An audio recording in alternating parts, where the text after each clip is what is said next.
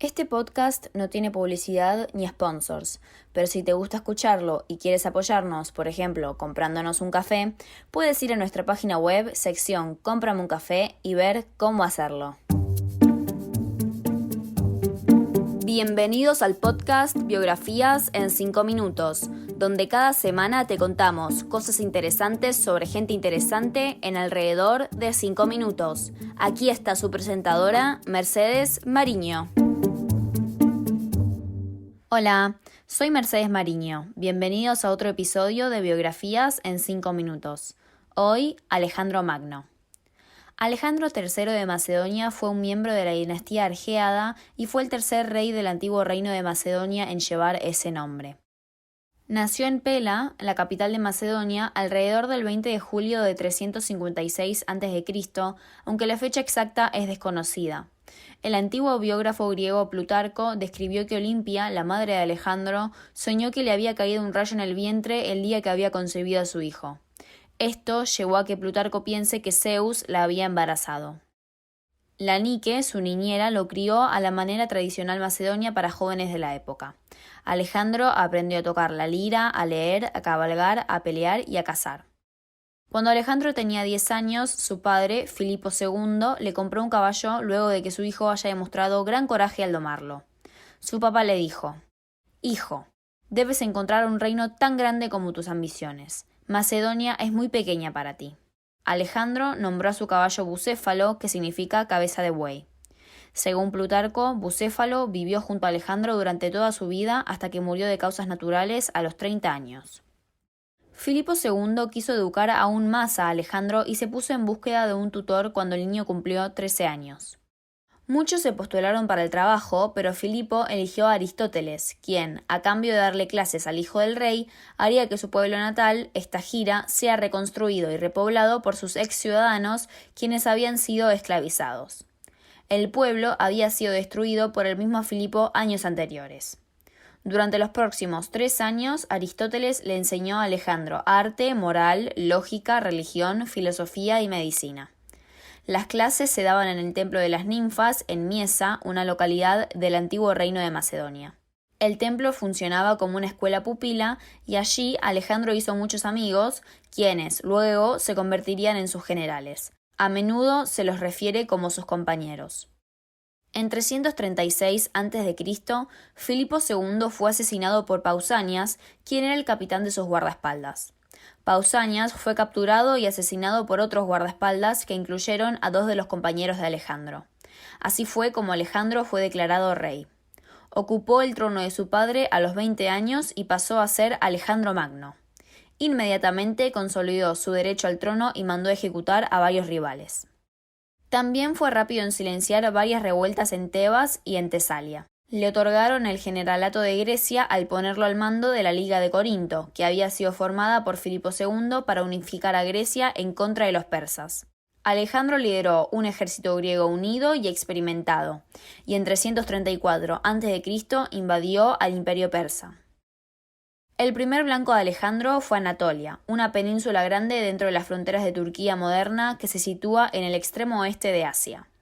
Siguieron una serie de batallas, entre ellas la batalla de Issos, lugar que se encuentra en la parte sur de Anatolia, y la batalla de Gaugamela, que se llevó a cabo cerca de la ciudad moderna de Duhok, en Kurdistán iraquí.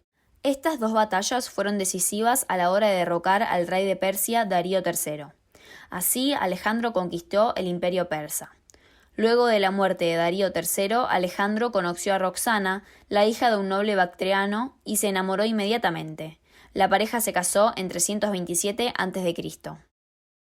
A pesar de haber estado motivado por la necesidad de conquistar a los persas, Alejandro no paró cuando lo consiguió.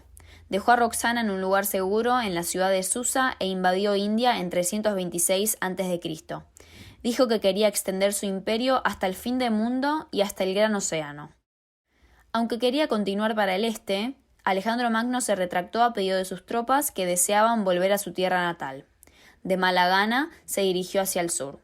De camino pasó por Ecbatana para retirar una gran parte del tesoro persa, pero mientras estaba allí, en octubre de 324 a.C., Hefestión, su amigo más cercano y su amante, según dicen, murió como resultado de una enfermedad misteriosa o de envenenamiento. La muerte de su amigo dejó devastado a Alejandro. Una pira funeraria fue construida en Babilonia y se instauró un período de luto. Eventualmente, Alejandro fue al palacio de Nabucodonosor II para planear la invasión a Arabia. Sin embargo, mientras estaba allí, se enfermó y murió 11 o 12 días después, alrededor del 10 de junio, a los 32 años. Hay varias teorías con respecto a la causa de su muerte que incluyen envenenamiento, malaria, fiebre tifoidea e incluso espondilitis anquilosante y meningitis. También es posible que la salud de Alejandro se haya deteriorado debido a su beber excesivo y a las numerosas heridas que había recibido en batalla. La muerte de su amigo Hefestión tampoco ayudó. Ya que no había nombrado a su heredero y su único hijo todavía no había nacido, no era claro quién iba a suceder a Alejandro Magno y quedar a cargo de su imperio. Se llegó a un acuerdo en el que Pérdicas, comandante de la caballería de los compañeros, reinaría como rey junto con Filipo II de Macedonia, el medio hermano poco inteligente de Alejandro. Sin embargo, este acuerdo no le importó mucho a Filipo. Este arreglo duraría hasta que Roxana diera luz a su hijo y, si era varón, él se convertiría en rey y Pérdicas sería su regente. En agosto del año 323 a.C., Roxana dio a luz a Alejandro IV. 3 años después, Pérdicas fue asesinado por sus oficiales de mayor rango por haber cometido fallas militares y por el motín de sus tropas. Antípatro, general y hombre de estado macedonio, se convirtió en regente, pero murió al año siguiente, luego de haber nombrado a uno de sus oficiales, por Hiperconte, como el nuevo regente. Antípatro no escogió a su hijo Casandro, lo que lo llevó a ir a la guerra en contra de la regencia. Como resultado, el imperio de Alejandro Magno se dividió, y así surgieron diferentes estados que eran comandados por algunos de los generales de Alejandro que seguían vivos. La guerra entre estos estados duró 4 décadas hasta que surgieron 4 poderes estables: Egipto, Mesopotamia y Asia Central, Anatolia y Macedonia. En el proceso, la esposa de Alejandro Magno, Roxana, y su hijo Alejandro IV, de 13 años, fueron asesinados. El legado de Alejandro Magno es extenso e incluye la fundación de 20 ciudades que llevan su nombre. La más conocida es Alejandría, que se encuentra en Egipto.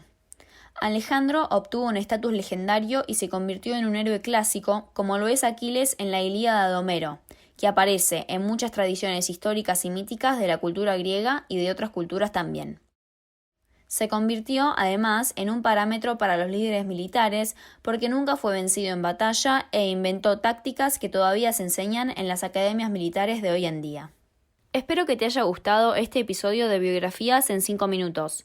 Si quieres ver la transcripción de este episodio, puedes ingresar a nuestra página web www.biografiasen5minutos.com. Sería genial si me pudieras dejar una reseña honesta en iTunes. Si no quieres perderte ningún episodio, suscríbete. Si quieres hacer una sugerencia para una futura biografía, por favor usa la caja de sugerencias del sitio web. Como podrás notar, no tengo patrocinador, así que si te gustó este episodio, ¿por qué no comprarme un café?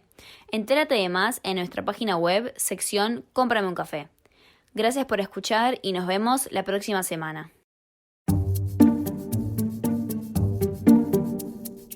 Gracias por escuchar el podcast Biografías en 5 minutos en www.biografiasen5minutos.com. Biografías en 5 minutos es producido por el productor ejecutivo y escritor de las biografías Wayne Armstrong, la productora ejecutiva y traductora Mercedes Mariño y el editor de sonido Lucas Amadori. La música fue producida por MP Music for Media y se llama Quirky Steps.